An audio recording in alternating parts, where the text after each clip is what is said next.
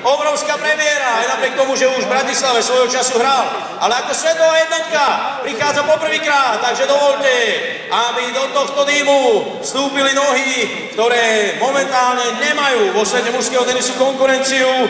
Tie nohy patria mužovi, ktorý vyhral 5 Grand Slamových turnajov, mimochodom 3-krát ovládol Australian Open, raz US Open a raz Wimbledon. Stal sa 2-krát víťazom turnaja majstrov, je to víťaz Davis Cupu a môžeme roztlieskať NTC, dámy a páni, pretože teraz prichádza World Number 1 Novak Djokovic!